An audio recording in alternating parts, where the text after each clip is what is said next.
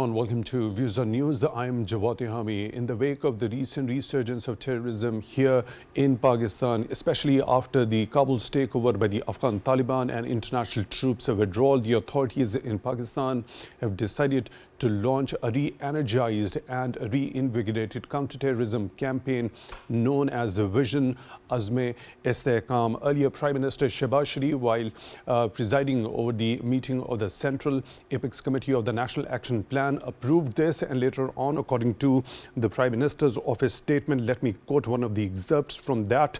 Azme Istehkam is a multi-domain, multi-agency, whole-of-the-system national vision for enduring stability in Pakistan, unquote.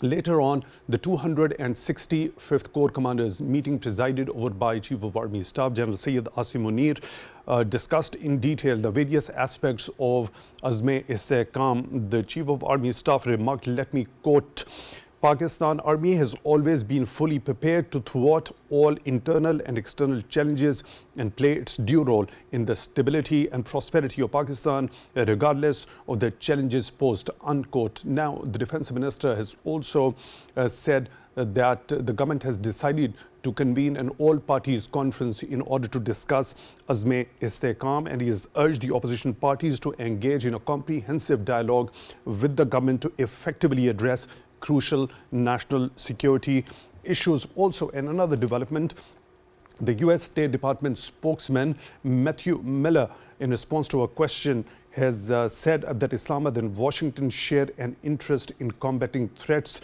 to regional security. Let me quote him. We partner with a range of Pakistani civilian institutions and regularly engage with the government of Pakistan to identify opportunities to build capacity and strengthen regional security, including in our annual high-level counterterrorism dialogue, unquote. Let me quickly bring in our esteemed panel of guests joining us both in the studio as well as online to discuss this important subject. In the studio, we are honored to have been joined by Dr. Zia Ul Haque Shamsi, Senior Analyst. Dr. Shamsi, thank you very much for your time, for being with us on the show tonight. We really appreciate that. Also, in the studio, we are honored to have been joined by Air Vice Marshal Retired Ijaz Malik, Senior Analyst. Mr. Malik, thank you very much for your time, also for being with us on the show tonight. We really appreciate that. On Skype, at the same time, we are honored to have been joined by Dr. Syed Kaleem Imam, former IG Police and Security Analyst. Dr. Imam, thank you very much for your time, also for being with us on the show tonight. Really appreciate that. Let me begin the discussion with you, Dr. Shamsi. Now, first of all, we know that the people of the soil, including the personnel of the security forces, law enforcement agencies, as well as the civilians, continue to offer supreme sacrifices as far as this resurgence of terrorism is concerned, to defend the motherland. All of them, the security personnel, law enforcement personnel, also the civilians, continue to offer that sacrifice. Firstly, there have been recent incidents also. So let's talk about the kind of vigilance and the kind of efforts which have been given already all along in defeating the menace of terrorism here in the country, and those son of soil continue to do so at this particular point in time. Your take on that, sir? Bismillahirrahmanirrahim. Thank you, Jawad. It really pains me to speak on this subject, because we thought that we have been able to overcome the menace of terrorism after a prolonged campaign since 9/11. However, the resurgence is really alarming, and at least Pakistan did not expect this, because Pakistan all along supported the Taliban in Afghanistan, and also supported the Doha Agreement, where Taliban promised and agreed that they will not let their territory to be used against any neighboring state for terror activities. However, they have not been able to fulfill their promises or their commitments. There could be many issues. Number one, they do not have the will to do it, number one. Number two, they may have some capacity issues. Number three, they do not have control on TTP, which I do not think is the case. However, what is different here is that from Sri Lanka, let's say if you take the example of Sri Lanka was able to eliminate LTTE and therefore got rid of the menace of terrorism for good. Unfortunately, Pakistan is not in that situation. It keeps on recurring primarily because of the situation in Afghanistan. Unless Afghanistan assumes Afghan government assumes its authority over the entire territory and is recognized by international organizations and institutions as a legitimate government, perhaps Pakistan will continue to face this problem. So at what front, as you compared the situation with the case of Sri Lanka to the case of Pakistan, now in what particular dimension both these cases are different, and how Sri Lankans were successfully able to completely eliminate that threat? Actually, Sri Lankan government knew who the enemy is. That is how they were able to eliminate them. And Pakistan was one country which supported them in the process. Here, the enemy is perhaps not recognizable, number one, on many occasions, because enemy without you can deal with, but enemy within is very difficult to deal with. And Pakistan is faced with multiple enemies within.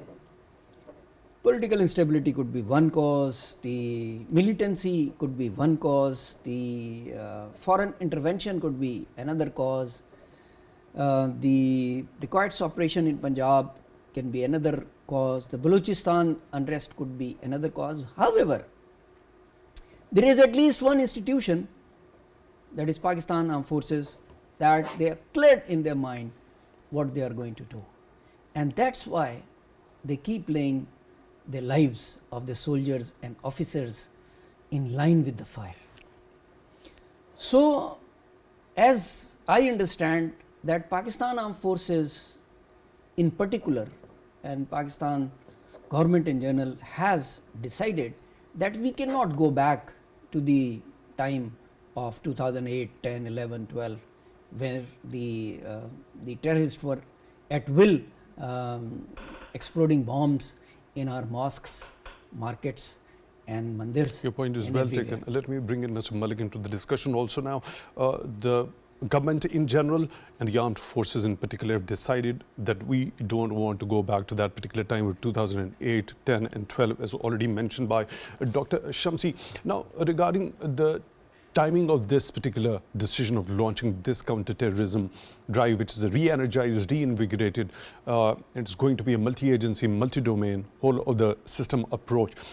Now, firstly, I want you to give your analysis regarding as to the timing of it, given the fact there was a resurgence of terrorism in the wake of the international troops withdrawal and takeover of Kabul by the Afghan Taliban. I think timings are very important, and they are, I think, well within the vision of this campaign or operation, whatever you call. Because if we see from the past experiences, the operations which were conducted successfully, they had all three ingredients to be successful. First and foremost is the political will. Second is the capacity of the armed forces, which is always available. Alhamdulillah, we have that kind of wherewithal, and although unfortunately we have been embroiled in a war, repeated wars, I would say, after the Soviet invasion in 80s and then of course post 9/11. So our armed forces, they are battle hardened, so that's not an issue. But the third component, which is very important, and particularly in today's scenario, I would say we need to focus on that as well, is the taking on board the local or the indigenous communities who are likely to be affected by the terrain where these operations, although they would be very well planned on very credible intelligence based inputs, and they will be conducted tactically in a manner that as the past experience suggests, in case of Air Force operations as well as the military operation, the collateral damage was avoided. I mean, the precedence or the focus was to even give a benefit of doubt in a situation where there was the chances which had any opportunity for a collateral damage. The missions were aborted, I know that. So right now I think what bothers me and we should be very focused on that is the political will of the local people or the people who are representing them. Once the state of Pakistan has decided, the parliament is supporting, so that means we have the political will. Armed forces are, they are involved, they are already in that state of, combat in that area, which is likely to be the main environment for these operations. But I think we need to bring on board the locals, the opinion makers, so that this does not go in the favor ultimately to the TTP, because what happens is once we conduct operations without taking into confidence or without taking on board the locals, then they whether willingly or unwillingly they provide masking to such terrorist activities, or they become a collaborator, or at least there is a tacit support to them. We had seen that previously in the case of Swat. In one operation we didn't have support of the locals, but in the subsequent operation, once we had the support with the same military might, we were successful, alhamdulillah. So let me bring in Dr. Kaleem Imam also into the discussion. Dr. Imam, when we talk about the pattern we have seen by the Afghan Taliban, had they fulfilled their international obligation of not allowing the Afghan soil to be used for terrorist activities by any militant outfit or a terrorist organization, particularly when we talk about the banned Tehrik-e-Taliban Pakistan, a number of times conveyed clearly in categorical terms by the authorities here in Pakistan to the de facto authorities that TTP remains to be an absolutely red line for Pakistan. They need to put in concrete measures in order to stop them. Had they fulfilled that international obligation, do you think there wasn't any need to launch a re-energized and reinvigorated counter-terrorism campaign, that is Azm-e-Istehkam? Jawad, thank you very much for inviting me to your program, and I will just add to what my eminent panelists have just said and build up the discussion. But first of all, my prayers and condolences for all the martyrs and the MAME officers in the last couple of weeks that we have been seeing. They are laying down their lives so that we all may live in peace, and especially Captain Osama Ashad and his family, my prayers for him, and Constable Sadullah, who lost his 3 nephews yesterday, my prayers and condolences for them. You are right. We are talking about what is an obligation of one of our neighbor on the western side. They have an obligation, but like one of the panelists said, it's an issue of capacity, the issue of do they really want to do it. It's also an issue, are they one and the same? We have to look into that aspect.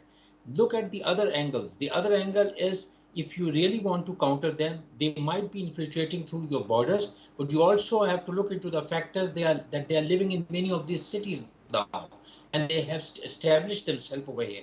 And if you really want to address this issue, you have to go for the reasons and the root causes and the sustaining causes, which have been going on for years and years, and I've been attending many of your programs. So none of those have been addressed by the civilian administration, by the political government, as a result of which you need to have armed forces coming up again and again to do a job which a normal law enforcement agencies should be doing.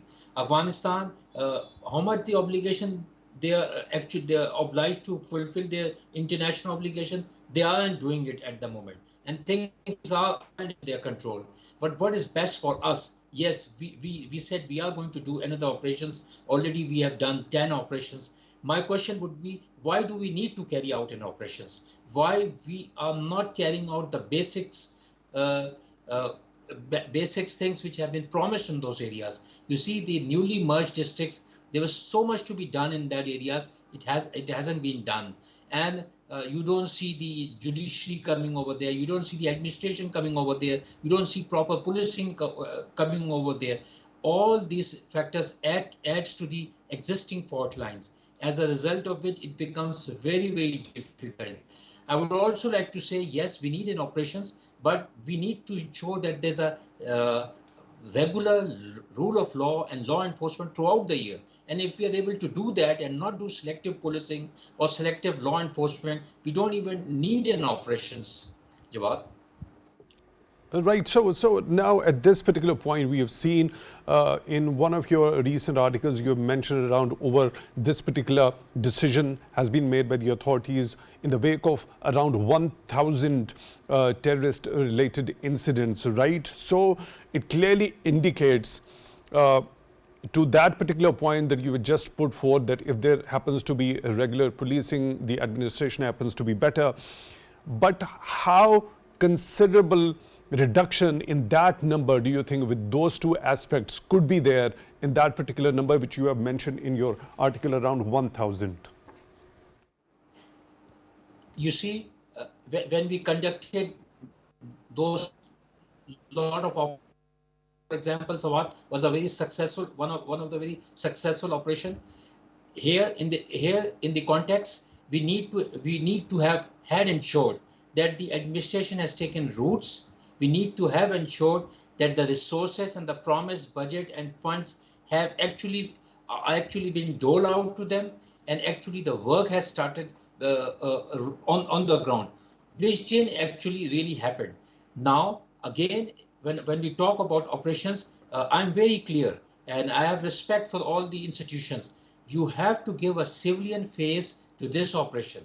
The local government, the police, the administration, the chief executives, they have to come on the forefronts, and they have to be taken on board, and everything, and most of the actions and most of the narratives and most of the actions, you say, should be emanating from them. And they have elders, they have ingress in the tribesmen over there, and to have those local people involved in every action. To be very frank, when I talk to police officers, most of them say we don't know what is happening, and this is very sad at times. You know, the serving officers, how much say do they have in the overall entire scheme? You know, why aren't they speaking up? Are they being not heard? You see, we haven't come up with the national internal security policy for the next 5 years. We still are just moving around that how to reform criminal justice system. So we are back to basics, and as a result of which the armed forces have to take a big brunt. You know, my theory is the first responder, the police, always has to be on the front, and it is when they are down and no more seen, it is only then the armed forces should be taking action. Right now, I believe they are not completely out there, and I've been talking to the officers. I want them out there. I want CTD, I want special branch, I want local police to actually come forward. But for that, you have to post your best officers, give them rotation policies, give them operational tenure, give them additional benefits, and put them in the front. And you will see what difference they can bring. And of course, it has to be done with the umbrella of the Pakistan Armed Forces, who has been doing a wonderful job in that region. But you have to have a civilian face. Let me take this very important point to Dr. Shamsi. Now, regarding as to what Dr. Kaleem Imam has said, that regarding police to be on the forefront, deployment of the best officers, and also the rotation policy. Now, what's your understanding regarding that? Also building a broader consensus, bringing in, as already mentioned by Mr. Malik, also bringing in the local communities on board, building that particular consensus from there to have the ownership to these operations which are going to be conducted under the banner of Vision Azm-e-Istehkam. Jawad, you would recall I used the phrase enemy within. It was in the same context actually, that enemy within is not recognizable, and you need such kind of big operations only when the routine operations are not working. If the routine administration as Mr. Imam pointed out, is not working, only then you need the bigger guns on ground. Otherwise, using bigger guns or boots within your own territory is not a likable thing to do. But Pakistan Army has done it for the last 20 years, more than 20 years now, because the area does not have the enemy within only, there are external interventions. And whenever there are external interventions, generally the local administration fails to address them, fails to handle them, and that is why army is needed. As Malik Sahab pointed out, that Pakistan Army is battle hardened, it has the experience, it is the only army in the world that has defeated terrorism. Even the US could not, the NATO could not. Okay? However, the resurgence is alarming. That means we did not perhaps completed the job, and we left little bit for the local administration to plug in the gap. Therefore, another operation is needed. So this time I would suggest that Pakistan Army should finish the job until it is sure that the local administration will be able to sustain peace and stability in the operated upon areas. And for that political will, support of locals, and wholehearted intelligence based operations, so that the collateral damage is avoided, as we have been doing it.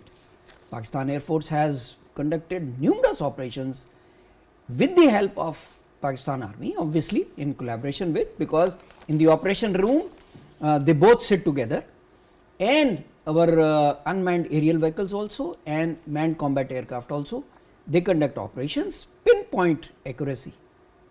So if the work is sustainably done on this particular front, so what sort of effect do you think the external interventions might have after there is a complete plugging of the loopholes there? They will have to come down to our terms then, because whenever you are negotiating with an outside agency, if you are on the weaker ground, they will not agree to you.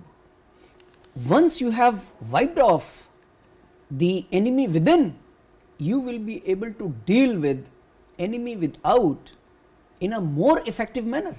And that is what I think, that is the language the Taliban understand.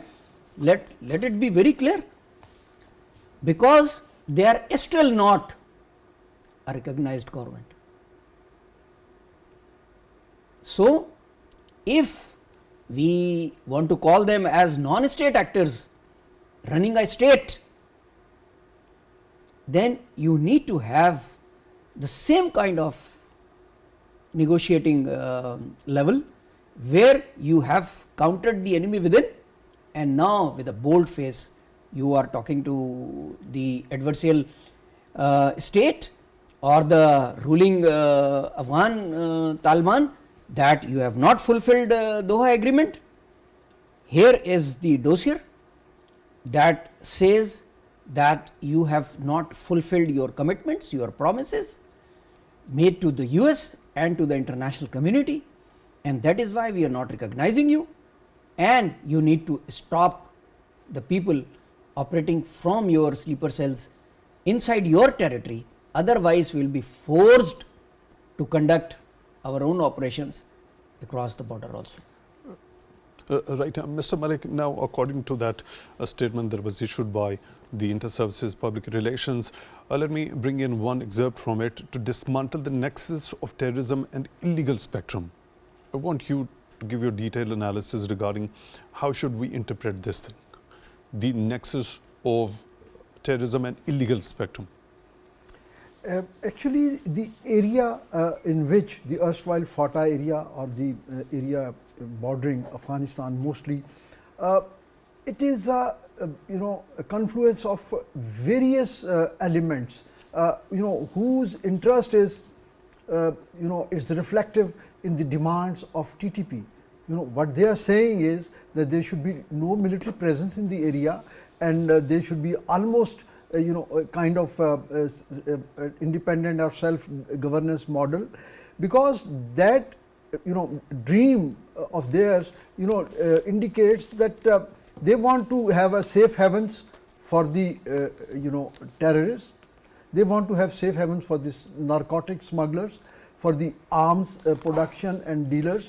So all these elements, they have their commonality of interest in this state of affairs, and they need oxygen, which is provided in the form of funding and capacity building by our arch enemy India. There is no doubt about that. So as Dr. Shamsi said, we need to create that environment wherein we are able to bring the ruling people, the Taliban government regime in Kabul, to that table where they can help us. They should help us to take care of those elements which are taking which have taken refuge and who are conducting these operations. So what if that pattern of denial on the part of Afghan authorities continues? Then we do have, I mean, while all diplomatic efforts should continue, I think I have always been very vocal about this, that we must create or re-energize the platforms, the component of the platforms like ECO and a regional bloc, because China has a lot of stakes there, and the threats emanating out of Afghanistan, Iran is an affected, China is also equally affected. Of course, we are facing brunt of it. So that pressure can be, I think, instrumental. And then again, we need to look at our own house. What Dr. Imam was saying, the issue of governance, the capacity building. If we give example of if we say that this is a cancer of terrorism, the armed forces or force application can do a wonderful surgery for this particular cancer, but it has to be followed by chemotherapy and radiation, which per se has to be through a sustained governance model. Unfortunately, we have not been able to do the part of the civilian government responsibility of the national action plan. Whatever was tasked to the armed forces, that was done in a desired time, but it should have been followed by capacity building of the local administration. Only then we can sustain this model. Right, Dr. Imam, now this particular Prime Minister Office statement, when talks about this vision Azm-e-Istehkam, it's not going to be on the pattern of the other operations already carried out, Operation Zarb-e-Azb and Operation Rah-e-Nijat.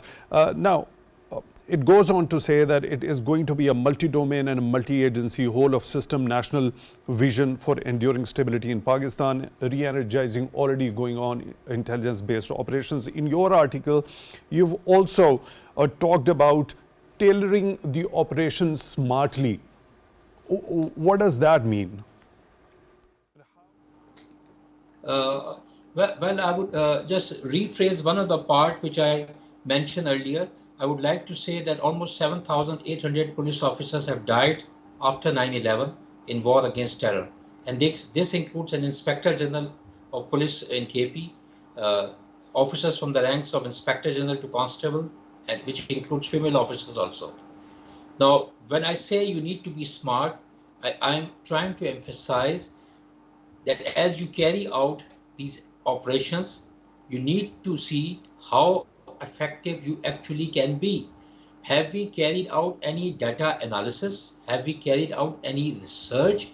Have we carried out what the local sentiments are? What is the capacity of the various organizations which are working over there? This is something which will come into play and which will play a very important role. So we need to keep that into consideration.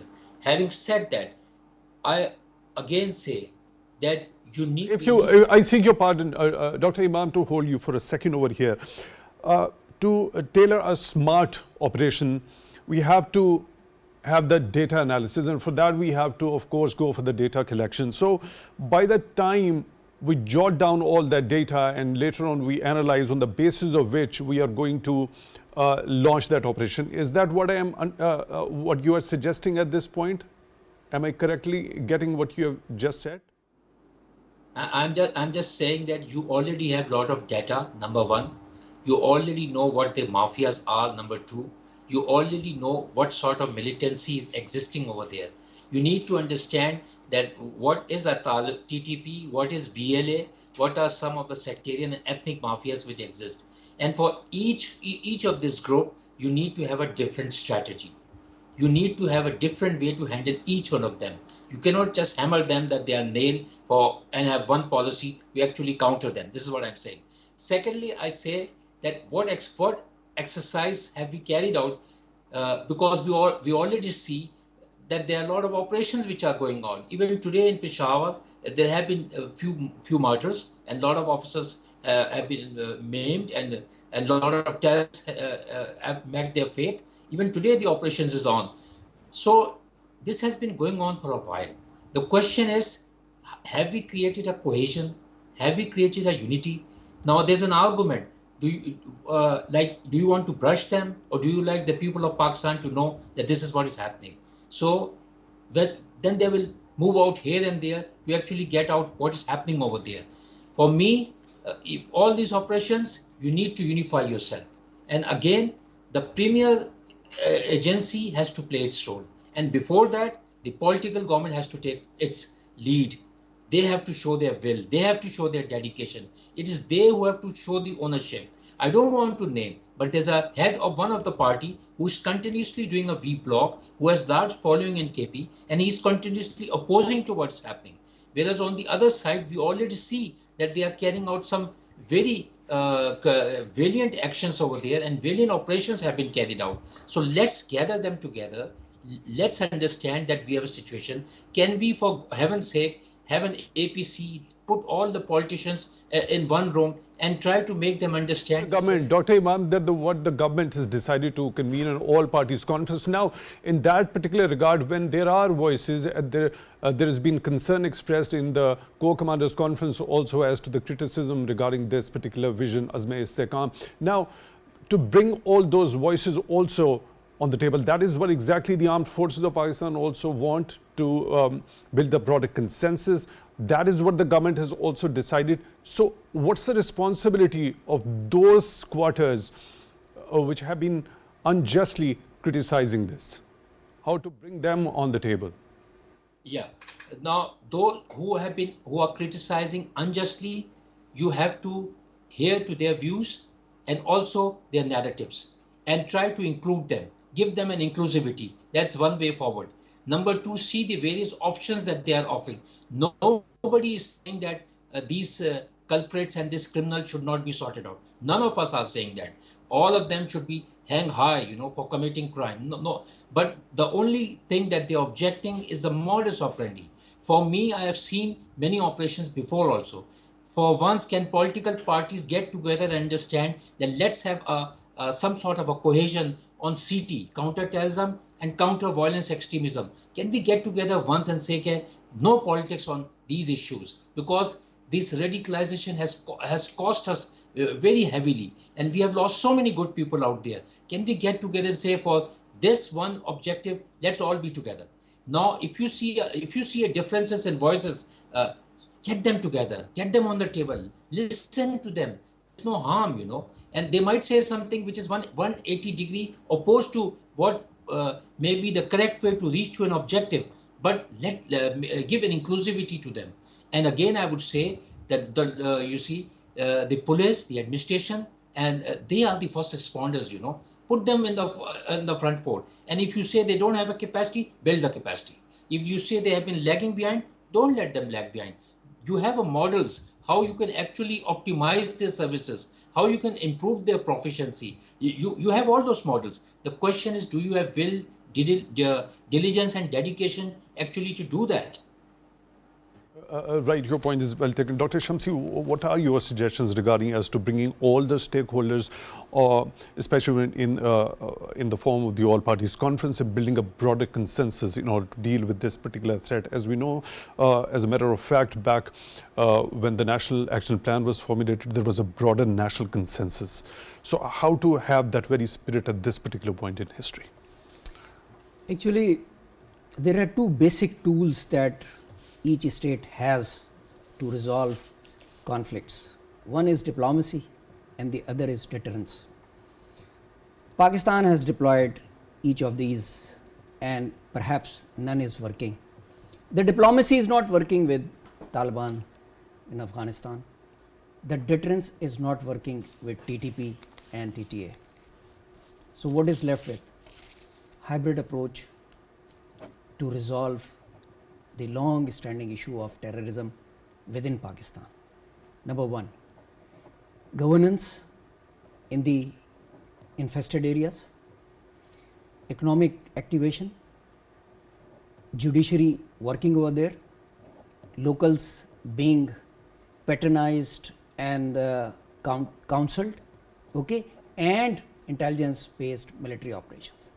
This time, since a number of operations have taken place, I would urge Pakistan Army leadership that this time please complete the task.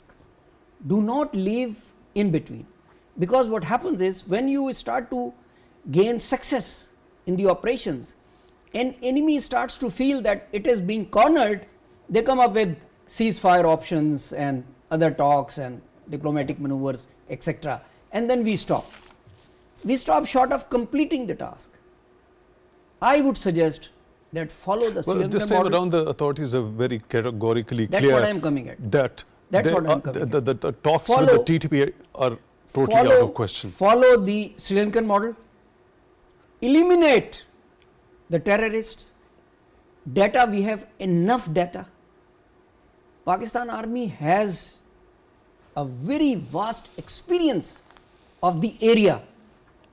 This is the most difficult area. I mean, the sole superpower of the world has gone back from this area with a bad face after 2 decades of operations. Pakistan Army, alhamdulillah, conducts very successful, very meaningful operations.